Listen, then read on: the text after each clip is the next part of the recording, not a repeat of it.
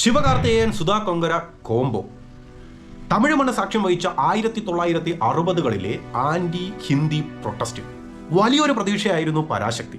പക്ഷേ ആ പ്രതീക്ഷ ഇന്ന് തിയേറ്ററുകളിൽ എത്തിയോ? സത്യം പറഞ്ഞ വിഷ്ണു, തുടക്കം ഗംഭീരായിരുന്നു. ആ ഒരു സമരത്തിന്റെ തീവ്രതയും ശിവകാർത്തികേയന്റെ ചെഴിയൻ എന്ന ക്യാരക്ടറിന്റെ ഇൻട്രോയും കണ്ടപ്പോൾ എൻ്റെ അമ്മ, ഞാൻ കരുതി ഒരു ക്ലാസിക് മൂവിയാണ് കാണാൻ പോകുന്നത്. പ്രത്യേകിച്ച് ആ റെയിൽവേ സ്റ്റേഷനിലെ UPSC വിദ്യാർത്ഥിയുടെ ആത്മഹത്യ, അവിടെ ശിവകാർത്തികേയന്റെ തകർപ്പൻ പെർഫോമൻസ്, ആ ക്ലോസ് ഫ്രെയിമിൽ നിന്ന് വൈഡ് ഫ്രെയിമിലേക്ക് വരുമ്പോൾ ചെഴിയന്റെ ആ ഒരു സങ്കടം, ആ ഒരു ഫീലിങ്സ് നമ്മുടെ ഉള്ളൊന്ന് പൊള്ളിക്കും. അവിടെ വരെ എല്ലാം ഓക്കെ ആയിരുന്നു. അവിടുന്ന് അങ്ങോട്ട് ഈ ജനകീയ സമരത്തിന്റെ കഥ മാറി നായക പ്രാധാന്യമായിപ്പോയി. സമരത്തിന്റെ തീവ്രത മൊത്തത്തിൽ അങ്ങ് നഷ്ടപ്പെട്ടു. അനാവശ്യമായിട്ടുള്ള ഹീറോയിസം കുത്തി നിറച്ച് ആ ചരിത്രത്തിന്റെ ആ ഒരു വീര്യം തന്നെ നഷ്ടപ്പെട്ടു പോയി. രണ്ടാമത് ശിവകാർത്തികേയന്റെ അഭിനയം പല സ്ഥലത്തും ഡ്രാമാറ്റിക് ആയിട്ട് ഫീൽ ചെയ്യാൻ തുടങ്ങി.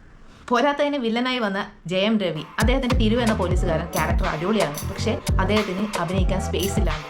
പിന്നെ ഹീറോയിന്റെ കാര്യം സൂപ്പറാണ്. പഴയ ലുക്കും ആ കോസ്റ്റ്യൂമും, ശരിക്കും പറഞ്ഞാൽ അവരാണ് കുറച്ചെങ്കിലും സിനിമ ഇൻട്രസ്റ്റ് ആക്കി മാറ്റിയത്. പിന്നെ എടുത്തു പറയേണ്ടത് നമ്മുടെ മലയാളത്തിൽ നിന്ന് പോയ നടനാണ്. അദ്ദേഹത്തിന് ചേരാത്ത ഒരു വേഷം, രണ്ടാമത് ചേരാത്ത ഒരു ഡയലോഗ്, അതിന് ചേരാത്ത ഒരു ഫ്രെയിമും, ആ സീന് മൊത്തത്തിൽ അങ്ങ് കുളമായി. പക്ഷേ സെറ്റുകളുടെ കാര്യം വിഷ്ണു ശ്രദ്ധിച്ചായിരുന്നു? 1960 തെരുവുകൾക്ക് ഒരു പഴക്കം ഉണ്ടായിരുന്നില്ല. ഇന്നലെ പണി തീർത്ത പോലെ ഉണ്ടായിരുന്നു.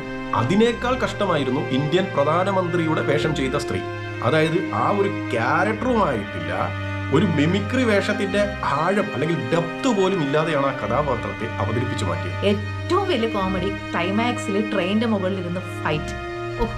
കണ്ടുനിൽക്കാൻ പറ്റില്ല. പിന്നെ ഓടിക്കൊണ്ടിരിക്കുന്ന ട്രെയിനിന്റെ എഞ്ചിൻ വിച്ഛേദിക്കുന്ന നായകൻ, കത്തി നിൽക്കുന്ന വില്ലൻ, പിന്നെ ആ ട്രെയിനിന്റെ എഞ്ചിൻ മറിഞ്ഞു വീഴുമ്പോൾ ഒരു വികാരവും ഇല്ലാതെ നോക്കി നിൽക്കുന്ന ഇന്ത്യൻ പ്രധാനമന്ത്രി. എല്ലാം കൂടി ആയപ്പോൾ സിനിമയുടെ ലോജിക്ക് തന്നെ മാറിപ്പോയി.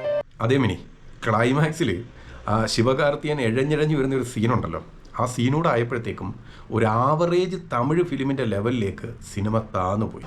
ഗംഭീര പാട്ടുകളും ക്യാമറ വർക്കും കുറച്ച് സീനുകളുമാണ് ഈ സിനിമയെ ഒന്ന് താങ്ങി നിർത്തുന്നത്. ചുരുക്കം പറഞ്ഞാൽ നല്ലൊരു റിസ്ക് സംവിധായക എടുത്തു. പക്ഷെ സിനിമയായപ്പോൾ പാളിപ്പോയി. നമ്മുടെ റേറ്റിംഗ് 3 out of 5. സിനിമ കണ്ടവർ പറയും, ആ ട്രെയിൻ ക്ലൈമാക്സ് നിങ്ങൾക്ക് ലോജിക്കായി തോന്നിയോ? പിന്നെ ഈ സിനിമയുടെ ഫുൾ റിവ്യൂ ഞങ്ങളുടെ ചാനലിലുണ്ട്. എല്ലാവരും കാണുക. അഭിപ്രായങ്ങൾ കമന്റായി രേഖപ്പെടുത്തുക.